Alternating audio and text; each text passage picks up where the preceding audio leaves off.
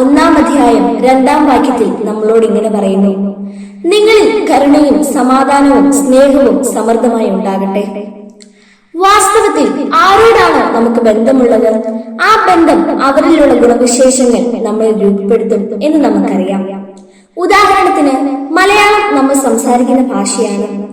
നമ്മുടെ കൂട്ടുകാരൻ അല്ലെങ്കിൽ കൂട്ടുകാരി കർണാടകക്കാരനാണെങ്കിൽ അവന്റെ ഭാഷയിലുള്ള സംസാര രീതി നമ്മുടെ ഭാഷയെ സ്വാധീനിക്കാറുണ്ട്. ഇതുപോലെ തന്നെ യൂദാശ്ലീഹ പറയുകയാണ്: നിങ്ങളിൽ കരുണയും സമാധാനവും സ്നേഹവും സമൃദ്ധമായി ഉണ്ടാകട്ടെ.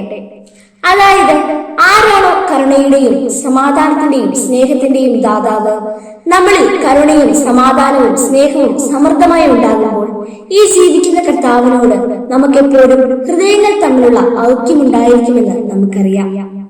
അത് തന്നെയാണ് യൂദാശ്ലീഹ നമ്മളോട് പറയുന്നത്. താൻ പരിഗണിക്കുന്ന എല്ലാവരും ഈശോ മിശിഹായുടെ സ്വന്തമായി തീരണമെന്നുള്ള ആ ഒരു മോഹം.